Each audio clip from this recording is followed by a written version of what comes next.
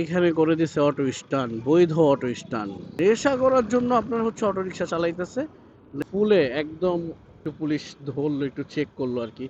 যে ফুল গাছগুলো দেখতেছেন, এই ডান পাশের ফুল, এই রোডটা আমার খুব পছন্দের। কারণ হচ্ছে এই রোডের মধ্যে সকালবেলা জ্যাম থাকে না বললেই চলে। যদি হচ্ছে স্কুল কলেজের পরীক্ষা থাকে তাহলে হচ্ছে এই রোডের মধ্যে জ্যাম থাকে। এছাড়া যারা হচ্ছে রেগুলারলি এই রোডটা ইউজ করেন তারা জানেন যে এই রোডের মর্ম কি, এই রোডটা কি পরিমাণ ভাঙা ছিল।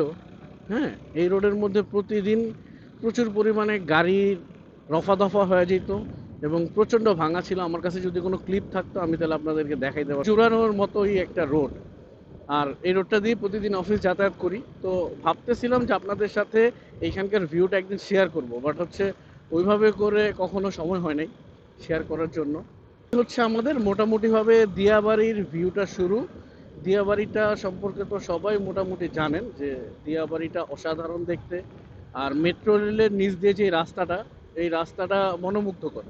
এটা যত দেখবেন ততই ভালো লাগবে। আর কিছুদিন পরে আপনার হচ্ছে এই পাশে যে ফুল গাছগুলো, হাতের ডান পাশে যে ফুল গাছগুলো দেখতেছেন, এই ডান পাশের ফুল গাছগুলোই হচ্ছে আপনার আরো সুন্দরভাবে ফুটবে। এবং আরেকটু সামনে আমরা যখন যাব দেখব যে লাল কালার, মানে আমরা ওটাকে সহজ বাংলায় বলি যে গেট ফুল গাছ।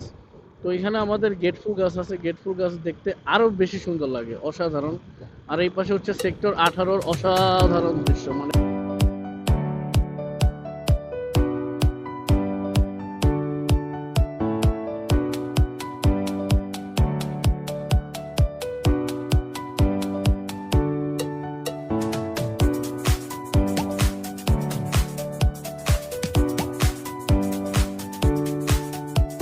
ও আপনাদেরকে যে জায়গাটার কথা বলছিলাম, এই জায়গাটা, এইখানটা, এই পাশটা ফুলে একদম অসাধারণ হয়ে থাকবে। আর কয়টা দিন পরে লাল টকটকা হয়ে যায়। কারণ এই রোডে যারা অফিস করে তাদের কাছে মানে তারা সকালবেলা অ্যাটলিস্ট মানে নেচারটা খুব উপভোগ করতে পারে। এবং আন্দোলনের আগ পর্যন্ত এইখানকার এই যে এই চেকপোস্ট, এই চেকপোস্টের মধ্যে আমারে ধরতো মাঝে মধ্যে, কাগজ চেক করতো। বাট আন্দোলনের পর আমি এখন পর্যন্ত ঢাকা শহরে একবারও হচ্ছে পুলিশের কাছে কাগজ দেই নাই, বা পুলিশ আমারে ডাক দেয়া কাগজ চেক করে নেই। আমরা হচ্ছে বান্দরবন গেছিলাম, দেখলাম যে ওইখানে একটু একটু পুলিশ ধরলো, একটু চেক করলো আর কি। দেখে ভালোই লাগলো, খারাপ লাগেনি যে না অ্যাটলিস্ট চেক করছে, আমার তো কাগজ ভেরিফাইড। পেশা করার জন্য আপনার হচ্ছে অটো রিক্সা চালাইতেছে।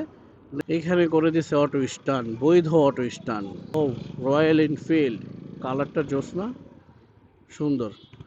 পেছনে যে ব্যাক সিটের যে ইয়াটা লাগাইছে ওইটাও দেখতে খুব সুন্দর, অস্থির। যাই হোক, যেটা বলতেছিলাম, সবচেয়ে খারাপ লাগবে ওই জিনিসটা, চোখের সামনে পুলিশ, ট্রাফিক পুলিশ ধরে আপনার মামলা দিতেছে, আর ওই দিক দিয়ে একজন অটো চালক উল্টা পথে রাজার মতো টকবক টকবক করে পুলিশের সামনে দিয়ে চলে যেতেছে। আমরা ভাই বাংলাদেশে থাকি, বাংলাদেশে ট্যাক্স দেই, বৈধ গাড়ির কাগজপত্র আছে, আমাদের লাইসেন্স আছে, আমাদের ট্যাক্স টোকেন আছে, আমাদের সব কিছু আছে।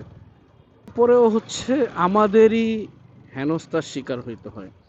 এখন এটা নিয়ে বাংলাদেশ পুরো নীরব। ফাইনালি কথা হচ্ছে ওইটাই যে আমি 7 days আপনাদেরকে অটোরিকশার যে জুলুম নির্যাতন, এই জিনিসটা আমি মানে আপনাদেরকে দেখাবো যে অটোরিকশার ভয়ানক কর্মকাণ্ডগুলো, এগুলা এদের কোনো যে বাদ বিচার নাই, অবাধে চলাফেরা করতেছে এবং মানুষের ক্ষতি করতেছে।